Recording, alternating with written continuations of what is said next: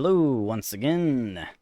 So today we're actually not going to be talking about auto hotkeys, but my channel is all about automation in everything. So anything that kind of helps you automate stuff, I'm definitely into. And Microsoft just recently announced that they were making their program, Power Automated Desktop, free. Not sure what it used to cost before this because I didn't really care until I noticed that it was free just the other day. So that's when I was like, okay, let's try this out. It's a really cool tool. It does a lot of things that auto hotkeys can do, but it can also do a lot of things auto hotkeys can't do. So it's a great kind of tool to work alongside with any of your auto hotkey scripts possibly. They've even announced that they will be eventually putting this, maybe in the next major update or something, as a permanent application in Windows 10 operating system. So if you don't have it now, at some point, I don't think they really have a date yet, everybody's going to have this on their computer somewhere. So yeah, let's take a look here. So all you got to do is go to, let me see if I can find it again. Power Automate. Yep, here we go. Go here. Try for free. This is the wrong thing. All right, let's try that again. Wow, I cannot type today. Here's the website. I'll put this in the description below. That way you guys can get quick access to it. But right here, you just push download for free. Go ahead, run the installer. You guys should know how to do that at least. And you'll be good to go. So I already have it installed. So I'm going to go ahead and do that. And I have noticed this program sometimes can be a little slow on loading. That was actually pretty quick compared to usual. For some odd reason, I've sometimes had it take up to like 30 seconds to load in. I don't know what's going on. I don't know if it's just my computer doing something in the background that it shouldn't be doing, or I don't know. So yeah, we're going to create a new flow. So we're going to push that up here. We're going to name it. Just name it Tab Nation Test. And then we're going to go ahead and go into it by double clicking. Nope, there it goes. I don't know. To me, that just seems like a little slow sometimes. I'm going to close this variables thing here. I never really have much use for it yet. But you can always get it back too if you want it. The cool thing is you can push on, I did one here before. You can actually have two open at once. So that can be very helpful. If you're kind of doing two things, see how they work together or compare. So yeah, we don't need that one. All right. So you got a lot going on here. I mean, if you're watching any of my auto hotkey videos and kind of learning how to code in that, you're going to recognize a bunch of this kind of stuff here. You know, variables. These are a bunch of like kind of if statements that you're used to, loops, waits. There's so much going on here. It's absolutely amazing. You can control stuff from email, Exchange, Outlook, Chrome, all the browsers basically. It even has a built-in OCR reader, which if you don't know what that is, it's basically capturing text from a picture. I just uploaded a video actually very recently. Check that out if you want to learn more about that. And there's just so much stuff you can do in here. Command prompt, terminals, all that stuff. It's absolutely amazing. But can't really cover all that. We'd be here for like 2 hours going through all this stuff. So I'm just going to do a simple Chrome automation, since that seems to be one of the more popular questions that people are always asking, is how to automate Chrome. That's what we're going to try today. So you can go through all these commands, manually put each section of what you want to happen step by step in manually. But I've actually have been very impressed with the web recorder and the desktop recorder. I did another video with Pullover's Macro Creator, which is nice, but it does capture a lot of stuff you don't need in your code or in the automation. I mean, it's capturing every single mouse move you're doing. This doesn't do that. It's very clean. I was super impressed with it. So we're just going to do the web recorder because it's just so easy. And that's probably what most of you guys are going to want to do anyway. We get this, you know, which browser are we doing here? I'm going to be using Chrome. But you got the 4 main options here: Edge, Chrome, Firefox, and Internet Explorer, which is going away. So I'm not sure if they'll update that and remove it or just leave it on there for a while. Which is actually interesting that they still have that there, seeing that this is a Microsoft product and they're still supporting a Microsoft product that went away. You would think they would try to really force you over to Edge as much as they could, because they're doing that in the browser with those constant pop-ups. So we're going to do Chrome. We're going to push Next. It's going to automatically open Chrome for me, which is kind of nice. I had it closed. So right away, we got a command right there. It's just saying, hey, go ahead and run Chrome for me, because apparently it knows that I need to do that. So let's see. Oh, that actually fits pretty much perfect. All right. So we're just going to push start recording. And we're going to go to Google. And then over here, we're going to type in Tab Nation Auto Hotkey. And then I just want to push Google search. And there's that search. And as you see, it's getting all that information. Let's go ahead and push finish. And there's our code there. So we got the first one, which is launch new Chrome. And it sees that it wants to go to Google. So it's going to take me to Google. You can double click if you want to make any adjustments or changes. You know, there's some advanced options like clearing your cookies out after every step or something like that. If there's some type of warning that pops up, a pop-up dialog, you know, do you want to automatically close it, whatnot. A lot of options to explore there. The next thing, populate the text field, input, Tab Nation Auto Hotkey using emulating typing. Basically, mimic me typing. The cool thing, I will actually show you this here in a little bit, is how it's capturing where to click. I think it's basically like an image search almost that it's doing. I'm not really sure. But yeah, we'll get to that in a minute. And then click the link on the web page, which is just clicking that search button for me. So in Chrome, I forgot to point this out, but you do want to install Microsoft Power Chrome extension. That's actually probably how it's communicating. You can find that somewhere. I know I saw it up here. At least I thought it did. Oh, browser extensions. There we go. You just click Google Chrome. That'll take you to the site, or you can just Google it and find it. So just make sure you do install that based on the browser you're trying to automate. So let's run that. I'm going to go ahead and close out of my Chrome. It's not there.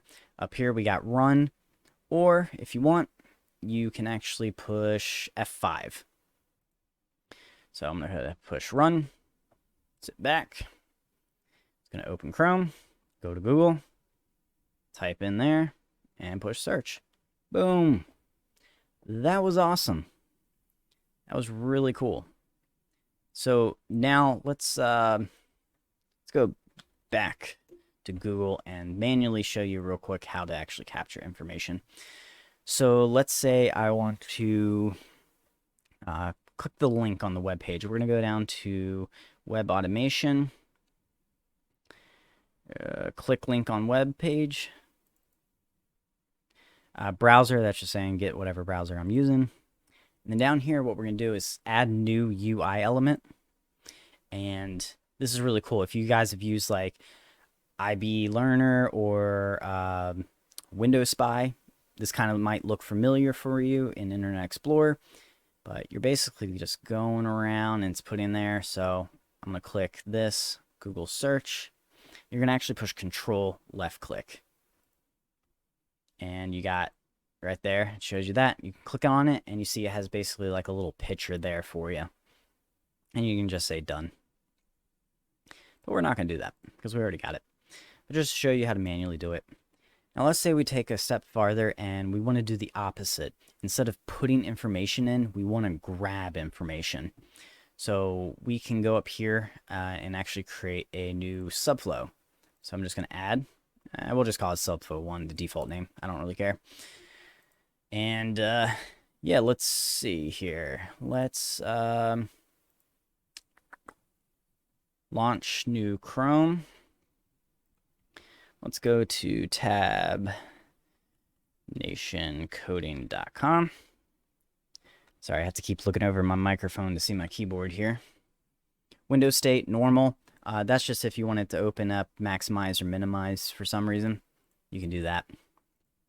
And this is just calling what the browser is going to be for the variable storage. So yeah, launch new instance. There's also options here like attach, basically open a new tab. But we're going to just open a new window. Go to tabnation.com, coding.com. There we go. Let's grab some information from that website. Let's scroll down and yeah, let's do this. I can't really see it. There we go. Oh, you can't see because I'm in the way. We're going to grab this information right here. The version number of the site. Sorry, let's reorganize there a bit. So yeah, where was that? Oh, web data extraction. There we go. And we're going to do get details of an element. All right. And browser 2. UI element, add, and control left click. There's that. That's the information we do want. We're going to go ahead and save. Now I want to see that information, so you can actually... Oh, hold on. Okay. Here is our variable here, so you can get that. And just like AutoHotkey, where you had the percentage signs on both sides. So I'm going to grab that. And then there is a message box somewhere in here. There it is. Display message. Title. I don't know. We'll just call it ver. The current version is, and I'm going to paste that attribute value, that variable. A few other things, you know, you want, let's do a warning. Why not? Just an OK button, default, all that kind of stuff. Just play around. Basically, this is like a message box in there, but obviously a lot easier to code, or there's no coding involved here than AutoHotkeys. All right. Now, I can test this out, but let's take it one step farther. I want main to run and then go to Subflow 1. These are basically individual sections right now. Basically view them as like two scripts. But let's make it almost like they're the same script with a go sub or go to. So to do that, we're going to get down here and let's see if I remember where that is. Flow control, I believe. Run Subflow. There's what we want. So we're going to go ahead and get that. Select which one you want to go to. Obviously, I just have the Subflow 1 and save. And there it is. Run Subflow. So now let's go ahead and just run this whole thing. Let's put you here. That should just about do it. All right. I'm going to, this time I'm going to push F5. Why not? We're going to launch Chrome. Go to Google. Do my search. Push that button. Now we're going to go to Tab Nation in a new window. It's going to grab that information, and it actually popped up over on my other screen. But here we go. The current version is version 1, 226, 2001. Got that little icon there. So it worked great. That's pretty cool. I mean, it was pretty smooth. It was pretty fast. It's so easy to grab elements from Chrome, which is such a difficult thing to do sometimes with AutoHotkeys.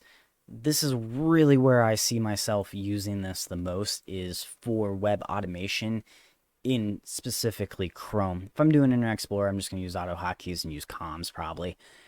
Or maybe not. Maybe I'll get really used to this. Now, last thing I want to say here, that's kind of, I haven't figured this out yet. If you guys figure this out and I'm completely wrong, please let me know in the comments below, because I would love to know about this, because this is by far the biggest downfall to this program. In AutoHotkeys, you can run sections of your script with a hotkey. I press F1, do stuff.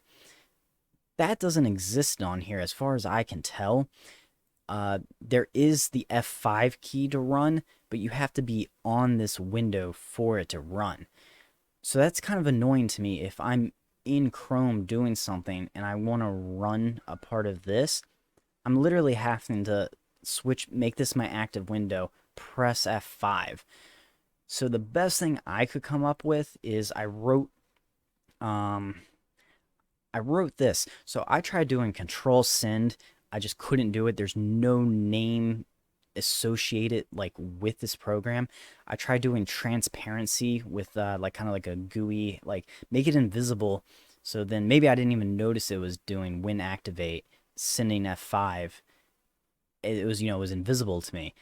Couldn't do that. I couldn't get it to set the transparency to 0. So Microsoft definitely doesn't want you like screwing around with it for some odd reason. So unfortunately, the only thing I really came up with, which is kind of interesting, that I'm having to write an automation script for a program that's all about automation. Super weird. But I'm doing set match mode to 2. I'm pressing F1 or whatever key you want it to do. WinActivate, power automation desktop, send F5. So what I do basically then is I come over here to the script that I'm going to want, and I just minimize it as small as I can. That's about as small as it gets. And I just throw it over on my third monitor.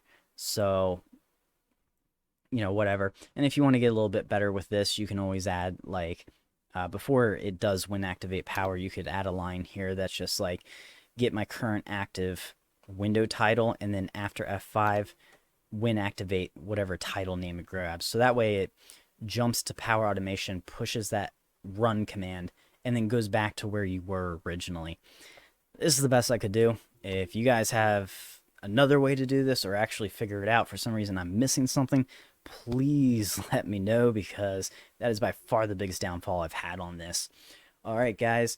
Let me know if you guys have anything specific you want to see this automate, and maybe I'll do a second video with it and follow up. Yeah. All right, guys. Thank you so much for watching. See you later.